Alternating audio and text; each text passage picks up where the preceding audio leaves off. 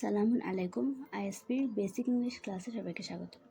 আজকে আমরা যে বিষয়টি সম্পর্কে জানবো সেটি হলো এফিক্সেশন। স্ক্রিনে তোমরা কিছু কঠিন বিশাল শব্দ দেখতে পাচ্ছ, যেগুলো খুবই অপরিচিত মনে হচ্ছে, তবে এগুলো হচ্ছে এফিক্সেশনেরই বিভিন্ন রূপ। এফিক্সেশন কি? খুবই সহজ ভাষায় বললে এফিক্সেশন অর্থ হলো সংযোজন, শব্দের সংযোজন। যখন আমরা কোনো শব্দের সাথে কিছু অ্যালফাবেট যুক্ত করে নতুন শব্দ তৈরি করি, সেটাই হচ্ছে এফিক্সেশন, যেটাকে আমরা সাফিক্স প্রিফিক্স হিসেবে চিনব। এবার আমরা কিছু উদাহরণ দেখে আসি। যেমন একটা শব্দ ডু অর্থ কি? করা। ডু দিয়ে আমরা কিছু শব্দ তৈরি করার চেষ্টা করব। যেমন প্রথম শব্দ হলো ডুয়ার। কেউ কিছু করলে তখন তাকে আমরা বলবো ডুয়ার। তারপর দ্বিতীয় শব্দ হলো ডুইং। যখন কোনো কিছু কেউ করছে বুঝাইলে, বর্তমানে করছে, কেউ কোনো কিছু করছে তখন সেটাকে বলা হয় ডুইং। তৃতীয় শব্দ হলো ডান। কোনো কিছু করা হয়েছে এমন হলে ডান।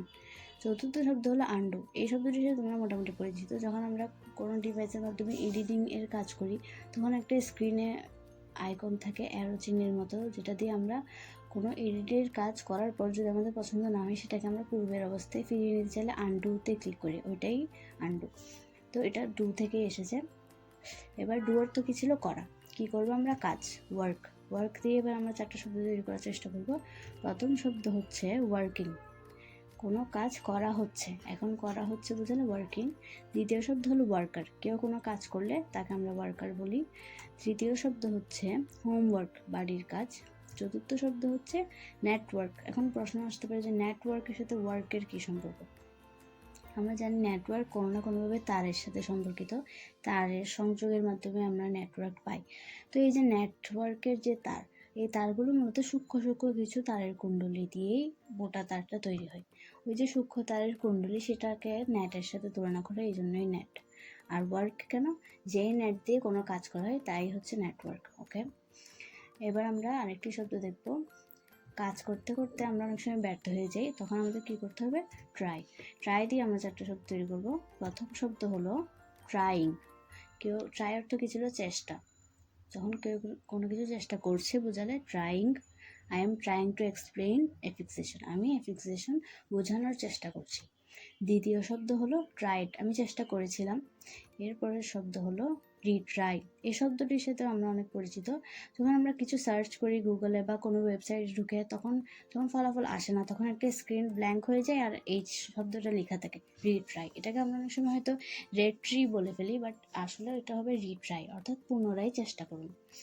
এরপরের শব্দ হলো ট্রায়াল। এই শব্দটি আমরা দৈনন্দিন জীবনে অনেক ব্যবহার করে থাকি। যেমন কেউ কোনো ড্রেস কিনতে গেলে বলে আমি ট্রায়াল দিয়ে আসি ড্রেসটা।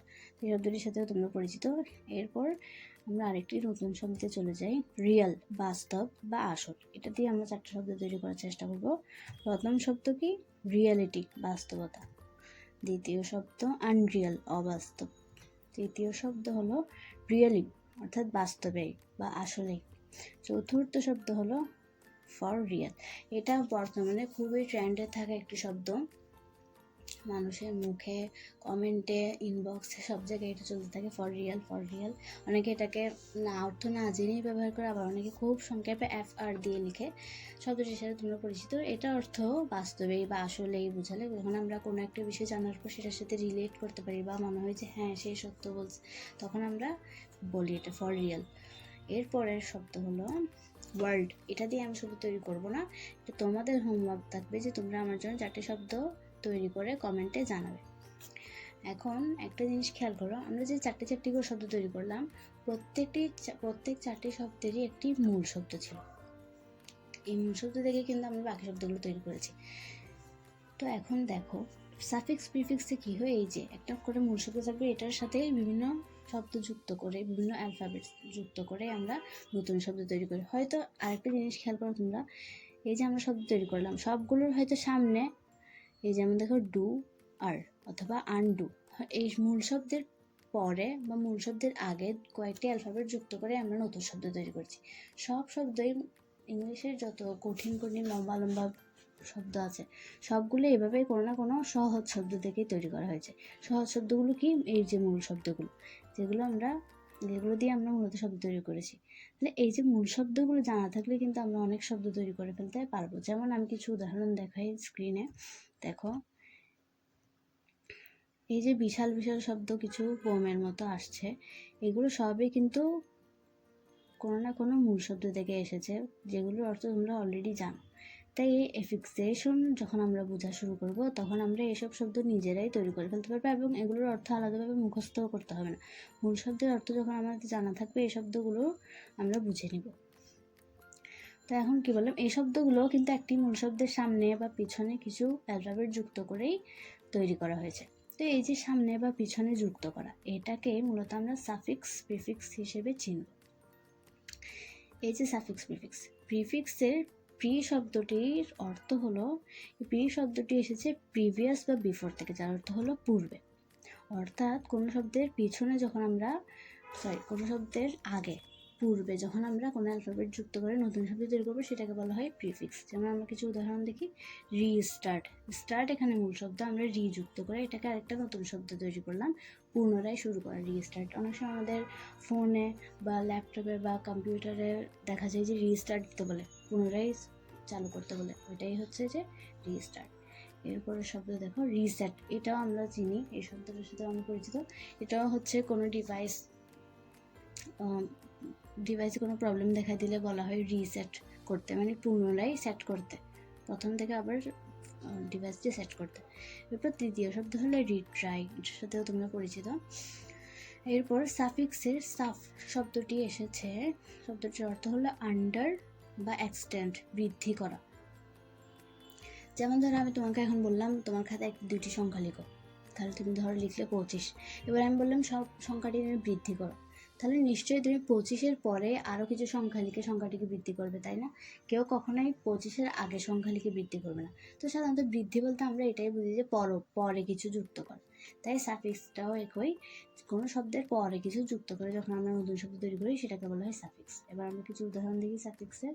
প্রথম উদাহরণ হলো বেকার। বেকিং তো আমরা বুঝি, বেকিং কোনগুলোকে বলে, এই যে পাউরুটি, কেক, বিস্কিট, এই টাইপের যেসব জিনিস বানানো হয় এগুলোকে বেকিং বলা হয়। তো যে বেকিং করে তাকে বলা হয় বেকার। একইভাবে যে ড্রাইভ করে তাকে ড্রাইভার, যে সিং করে তাকে সিঙ্গার।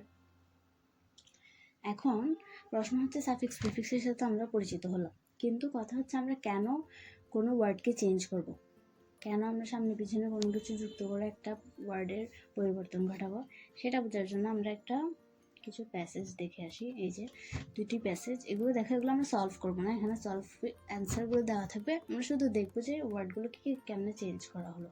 যেমন প্রথমে দেখো, a good student is always mindful to his studies, he is dash to his, respected to his teachers and superiors, he never dishonor anybody, he is free from misbehavior and never rude to his classmates, honesty is opposite to dishonesty, an honest man is not harmful to anybody, he never does injustice to others, when he does anything immoral he feels uncomfortable, he is always responsible to his duty। এখানে দেখো আমাদের কিন্তু মূল শব্দগুলো ব্র্যাকেটে দেওয়া ছিল, সেগুলোকে আমরা কোনো না কোনোভাবে পরিবর্তন ঘটিয়ে এই যে গ্যাপসগুলোতে বসাইলাম।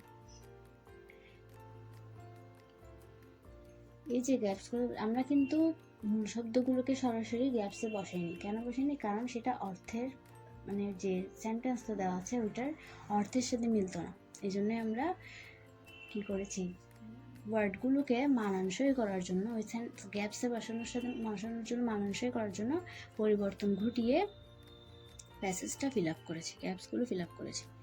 তো এর মানে এফিক্সেশন অর্থ আমরা কি বুঝলাম? ফিক্স করা। কি ফিক্স করা? ফিক্সিং ওয়ার্ডস। তাহলে এফিক্সেশন কি? আমরা কোনো ওয়ার্ডকে একটা জায়গায় ফিক্স করে বসানোর জন্য এর মধ্যে যে পরিবর্তন ঘটাবো সেটাই হচ্ছে এফিক্সেশন। যেমন আমরা বাজার থেকে কিছু কিনে আনলে, ধরো আমি একটা ঘড়ি কিনে আনলাম, তাহলে ঘড়িটা আমার কাছে দেওয়া আছে, ঘড়িটাকে আমি ফিক্স করে এরপরেই ব্যবহার করব। আমি একটা সেট, অ্যান্ড্রয়েড সেট কিনে আনলাম, সেটাও সেটটা আমাকে সব কিছু দেওয়া আছে, শুধু আমরা সেট করে ফিক্স করে সেটা ইউজ করব। তাহলে এফিক্সেশন হলো ফিক্সিং ওয়ার্ডস। এখন কিভাবে ফিক্স করব, কখন আমরা প্রিফিক্স করব, কখন আমরা সাফিক্স করব, অথবা কেমনে বুঝবো আমরা কোন সাফিক্স বা কোন প্রিফিক্সটা ব্যবহার করব, সেটা জানতে হলে তোমাদের অপেক্ষা করতে হবে নেক্সট ভিডিও আসা পর্যন্ত।